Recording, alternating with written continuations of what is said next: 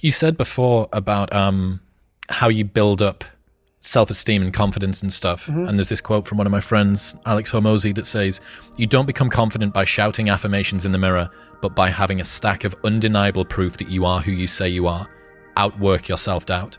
Yes. That's nailed. Nailed. Completely nailed. Yes. Because a lot of people will, and some of these motivational people out here, it's the funniest thing in the world to me. They'll go and say, when you wake up in the morning, pound your chest. Fucking look at yourself in the mirror and do all this fucking bullshit. I hope it works. What works for me is that everyday resume. The things I know I've accomplished, the things I know I've done, real hard work, the real calluses on my mind, the real calluses on my hands. That's it. You don't need to pound your chest in the mirror fuck anymore if you have that. It seems like, especially with confidence, right, or self-esteem, there's a relationship between confidence and competence.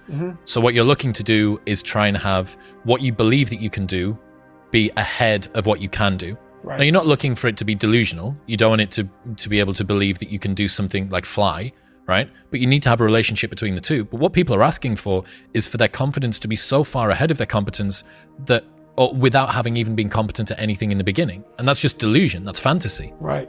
Well, I believe that you have to build belief. Belief is like, there's an after school special belief where the mom says, believe in yourself. And that's all great. But there's also a built belief. And the built belief is one where you are constantly, like for me, I came from a bad place. How I build belief is through the daunting tasks I put myself through. So that's proof positive that I can. So it correlates. And that's how this piece of shit kid I once thought I was built belief by saying, I was in 3 Hell Weeks. I went to Ranger School. I tried out for Delta Selection. Undeniable stack of proof. That is proof, motherfucker. So whenever you think you can't, confidence comes from the thing that you built. You must build belief. You must build confidence. It can't be like, hey, I'm gonna go knock that shit out. You gotta look over here and say, I can knock that shit out. It's belief, and it's built on what you put in to yourself. Another friend sent me a message this morning knowing that we had this big thing that we've been working toward for a long time today. He said, Nietzsche said, "I know of no better life purpose than to perish in attempting the great and impossible. The fact that something seems impossible shouldn't be a reason to not pursue it. That's exactly what makes it worth pursuing. Where would the courage and greatness be if success was certain and there was no risk?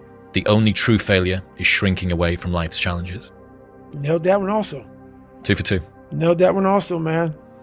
Yeah, it's that dealing with laziness and self-doubt thing, I think. And I do wonder how many people use the look in the mirror, pound the chest, stare into your eyes, say your affirmations, don't get the results, and then lose confidence.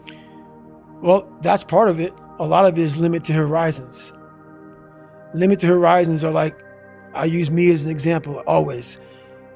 I came from a small town in Indiana where there was a handful of black families.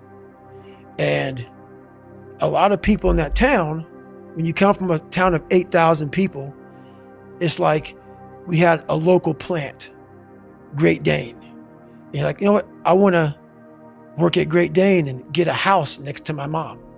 That's what you know. So many of us come from these small places in our mind that we're not willing to think outside of only what we've seen. Our mind works in such a small compartment. And one thing I was able to do was to dream. Many people, but don't make dreams your fucking master.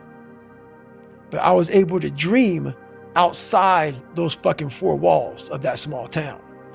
And until you're able to really put yourself into that dream, but don't make dreams your master, that's where you truly become what you're destined to become. What do you mean, don't make dreams your master?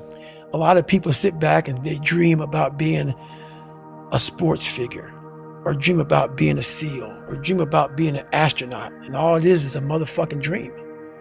They don't put the work behind the dream. that dream has become their fucking master.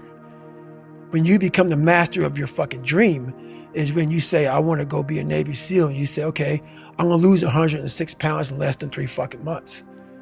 The dream was the one thing I thought about, and the dream was now gone. Now, what comes in, the dream goes away, and the fucking laundry list of fucking details and tasks come up. Gotta do this, gotta do this, gotta do this, gotta do this.